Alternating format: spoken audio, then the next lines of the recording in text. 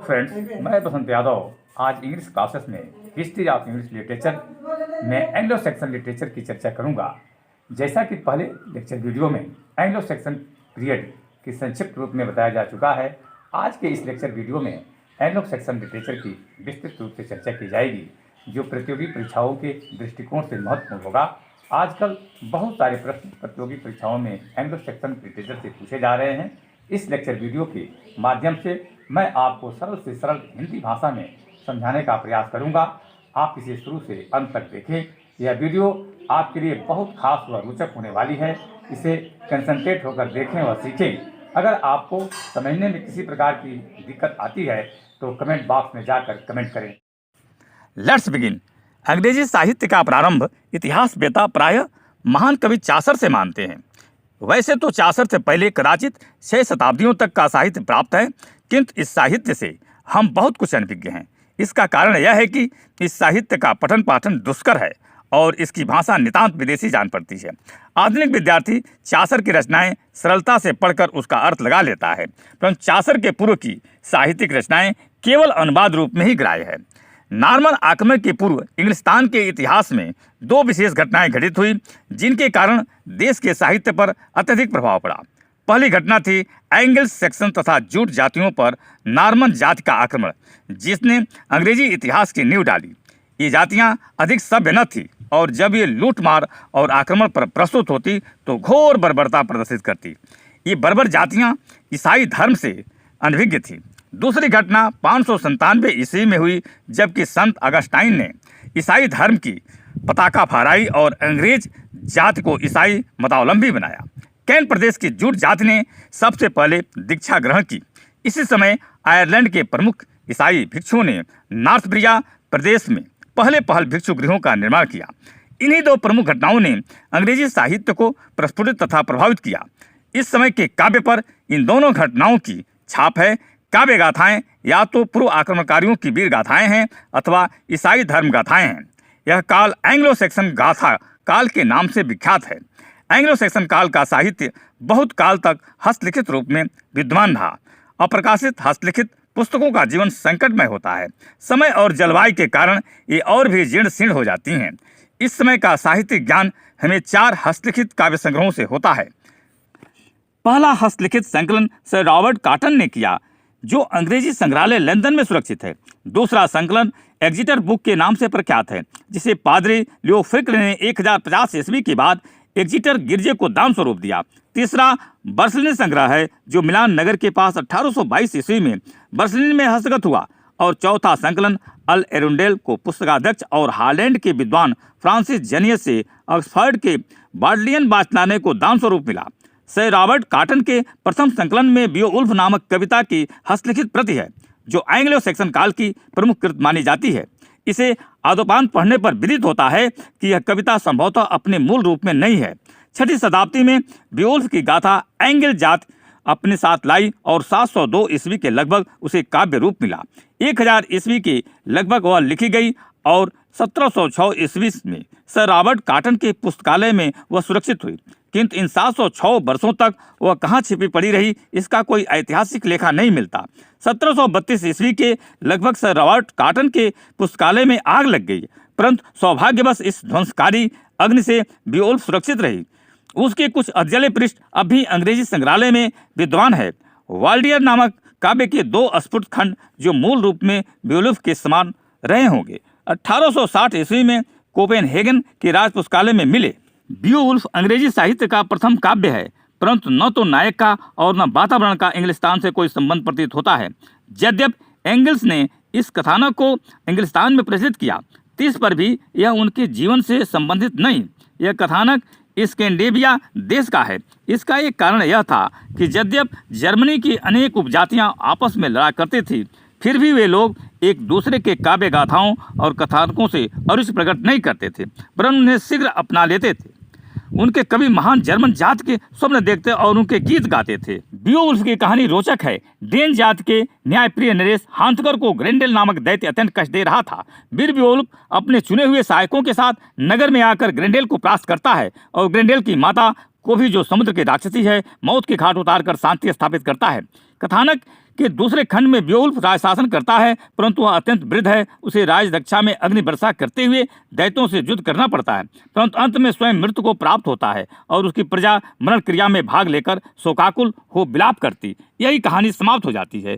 कई समालोचकों की दृष्टि में कथानक महत्वपूर्ण है, परंतु बेओल्फ में उस समय की वीरता, कार्यपरायणता, सामाजिक नियम, योद्धाओं के आदर्श, उपहारों का आदान प्रदान, सुरापान, वीर गाथा गान का बड़ा रोचक परिचय मिलता है।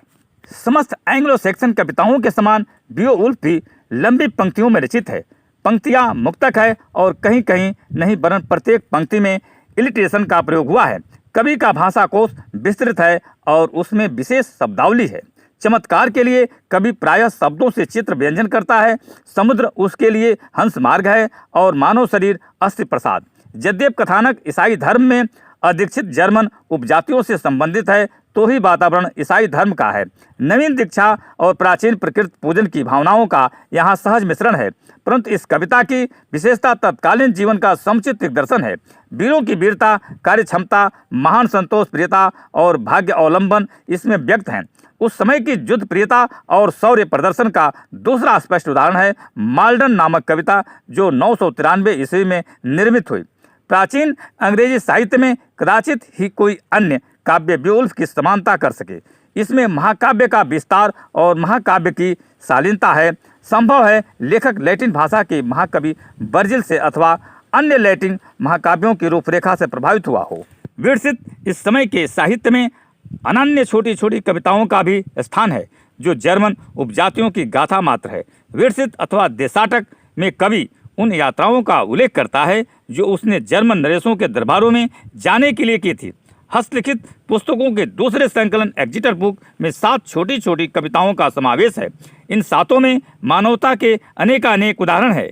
इनके शीर्षक हैं Deor, Wulf and Eadwacer, wife's lament, the husband message, the ruin, the wanderer, the seafarer. इन सब कविताओं में जीवन के दुखद चित्र ही अधिक हैं और पात्र भाग्यवाद के पुजारी हैं, परंतु समयानुकाल वीरता, दृढ़ता और कार्यशीलता वे प्रदर्शित करते हैं। ड्योर में दुखद भावनाएं विशेष रूप से निहित है और इसी की गहरी परछाया द वांडरर, द सीफेरर में है। सभी कविताओं के मूल भाव दैन्य दुख और भाग्य व्यवस्था से प्रेरित है। इन्हीं भावों का पूरा आगमन 19वीं शताब्दी में हुआ। धार्मिक काव्य की भाषा तात्कालीन धार्मिक काव्य की शब्दावली और छंद वीर गाथाओं के ही अनुरूप हैं। ईसाई धर्म प्रचारक अपने धर्म विस्तार के लिए प्राचीन शब्दावलियों तथा दृष्टांतों का प्रयोग करते थे। प्राचीन भाषा का विरोध उनके लिए हानिकारक ही नहीं वरन घातक होता। इसी कारण ईसाई भिक्षुक धर्म संबंधी व्याख्यान, धार्मिक गीत और दृष्टांत पुरानी भाषा पर ही अवलंबित रखते थे। इसके साथ साथ ईसाई भिक्षुक भी उसी भाषा में सरलता से भाव प्रकाशन करते और उसमें बड़ी रुचि रखते थे। ईसाई धर्म के भावों तथा पूर्व ईसा धार्मिक विचारों का सम्मिश्रण एंड्रियाज कविता में मिलता है, जो अनेक रूप में बेओल्फ के समान ही काव्य है। एंड्रयू पर संत एंड्रयूज की रक्षा का भार है, जिस प्रकार बेओल्फ पर हांथगर की रक्षा का था। एंड्रियाज एक धार्मिक कविता है, तीस पर भी प्राचीन शौर्य प्रदर्शन तथा प्राचीन वातावरण की उस पर पूर्ण छाया है। धार्मिक काव्य के लेखक कैडमैन ईसाई धर्म काव्यों के लेखकों में कैडमैन तथा सेनवुल्फ विशेष उल्लेखनीय है। कैडमैन व्हिटबी भिक्षुगृह के ग्वाल थे। वे अत्यंत सरल चित्त तथा तीक्ष्ण बुद्धि के मनुष्य थे। लोक गाथा के अनुसार एक यक्ष ने उन्हें दर्शन दिए और उसी समय से काव्य रचना में वे संलग्न हुए। उन्होंने ईसाई धर्म पुस्तक ओल्ड टेस्टामेंट की कथाएं छंद युक्त की, परंतु कोई भी प्रति प्राप्त नहीं है। किंतु इसमें संदेह नहीं कि किसी कवि ने जेनेसिस, एक्सोडस तथा डेनियल परिच्छेदों की कुछ कथाओं को छंद रूप में अवश्य प्रवर्तित किया। कदाचित वह कवि कैडमैन ही हो। साइनुल्फ कवि की विश्वस्कृति कोई प्राप्त नहीं, परंतु अनेक लेखकों ने उन पर टिप्पणी की है तथा संत Juliana Elene fates of the apostles नामक कविताओं का रचयिता उन्हें निश्चित किया है। इन धार्मिक कविताओं के लेखकों के विषय में मतभेद हो सकता है, परंतु धर्म विषयक 3 कविताएं श्रेष्ठ है। पहली का शीर्षक है जेनेसिस बी और विषय है किन्नर पत्थर। इसी विषय का प्रतिपादन इसके अनंतर महाकवि मिल्टन ने अपने महाकाव्य पैराडाइज लॉस्ट में किया। इस कविता में कवि ने पुरानी सैक्सन कविता का आधार तो लिया, परंतु सेटन अर्थात शैतान के चित्रण और पाताल की रूपरेखा वर्णन में उच्च कोट की कला प्रदर्शित की है।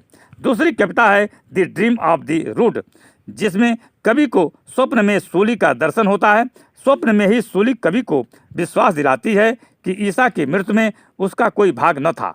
कदाचित इस समय की यह एक श्रेष्ठ कल्पनानय कविता है। तीसरी कविता का नाम है जूडिथ। इसका विषय जूडिथ द्वारा आताताई होल फर्निस की हत्या है।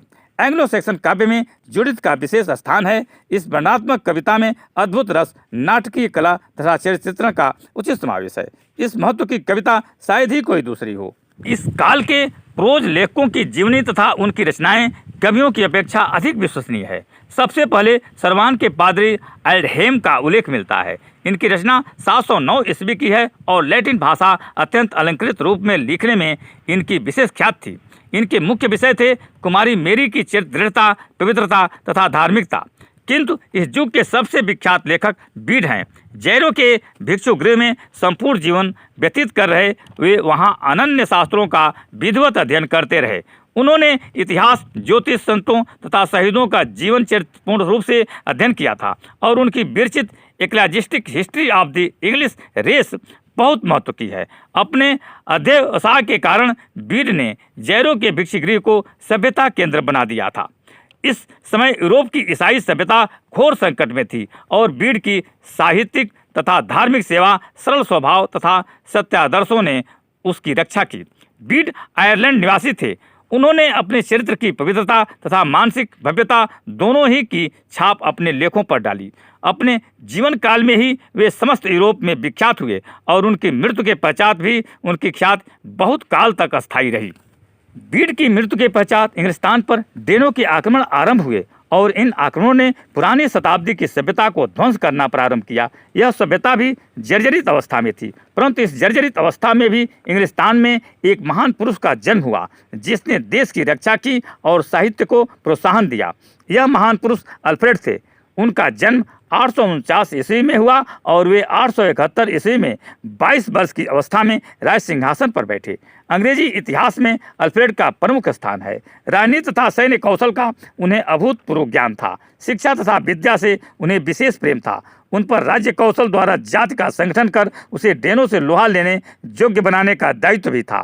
शिक्षा तथा विद्या प्रसार की महत्वाकांक्षा में उन्होंने स्वयं बहुत सी पुस्तकों का अनुवाद किया तथा अन्य विद्या प्रेमियों को साहित्य की ओर आकृष्ट किया।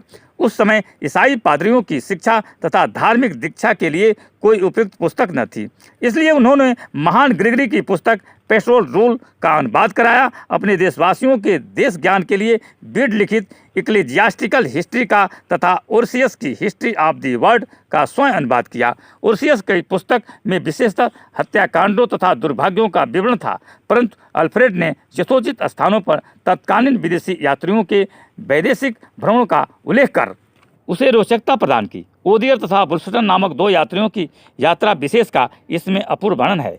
इन दोनों इतिहास की पुस्तकों का अल्फ्रेड ने अपने देशवासियों के हित के लिए अनुवाद किया, परंतु बोएथियस लिखित काउंसोलेशन ऑफ फिलॉसफी का अनुवाद उन्होंने स्वांतः सुखाय किया। बोएथियस ने यह पुस्तक कारागार में लिखी थी। वहाँ उन्होंने यह अनुभव किया था कि वास्तविक सुख आत्मानंद से ही प्राप्त हो सकता है। अल्फ्रेड ने इस विषय की सत्यता का स्वयं भी अनुभव किया था, इसलिए यह पुस्तक उन्हें और भी प्रिय हुई। इन अनुवादों के अनंतर अल्फ्रेड ने भिक्षु गृहों के अस्फुट लेखों का अन्वेषण किया और एक राष्ट्रीय इतिहास लिखने की प्रेरणा जागृत की। समय पाकर एंग्लो सैक्सन क्रॉनिकल नामक इतिहास विरचित हुआ जो अनन्य लेखकों द्वारा लिखा गया। अल्फ्रेड की मृत्यु के पश्चात भी इस इतिहास में प्रशिष्ट जुड़ते गए। इनमें 1154 ईस्वी तक का ऐतिहासिक विवरण है। डेनों के युद्धगत जीवन की अस्थिरता, आर्थिक संकट तथा कटुता इस पुस्तक में चित्रित है। इस संकट में समय के वातावरण में अल्फ्रेड की महानता तथा उनके शासन की महत्ता इंग्लिस्तान के लिए गौरवपूर्ण है। आगामी शताब्दी में दुर्भाग्यवश अल्फ्रेड के प्रेरित अनेक ग्रंथों की समाप्ति न हो पाई और वे काल के गर्त में लीन हो गए, परंतु संत बेनेडिक्ट संप्रदाय के दो भिक्षुक लेखकों ने धार्मिक विषयों पर गद्य रचनाएं की और ये रचनाएं सुरक्षित हैं। इन भिक्षुओं में प्रमुख एल्फिक्र थे। वे विंचेस्टर भिक्षु गृह के विद्यार्थी थे और उन्होंने विद्यार्थी जीवन समाप्त कर सर्न अब्बास के गिरजे में शिक्षण कार्य ग्रहण किया। उन्होंने अंग्रेजी भाषा में अशिक्षितों के लिए नैतिक लोकोक्तियाँ लिखी ताकि उनके पढ़ने से ईश्वरीय अनुभूति हो और आत्मज्ञान बढ़े। एल्फिक्र की भाषा विस्तारपूर्ण तथा लयमय है। इसमें काव्य लालित्य भी अधिक है, जो अल्फ्रेड की गद्य शैली में न था। इस समय के दूसरे विख्यात लेखक वुल्फस्टन ने ए सर्मन ऑफ द वुल्फ शीर्षक पुस्तक लिखी। ये यार्क के प्रमुख पादरी थे। उन्होंने अपनी पुस्तक में डेनों के आक्रमण जनित संकटों तथा बर्बरताओं का पूर्ण विवरण दिया है और इंग्लिस्तान के नरेश एथेलरेड की विशेष भर्त्सना की, क्योंकि उन्होंने देश को अर्चित रखा और देश के राजनीतिक, सामाजिक तथा आर्थिक पतन को रोकने का कोई प्रयत्न नहीं किया। एंग्लो सैक्सन काल की यह अंतिम साहित्यिक कृति थी। थैंक्स।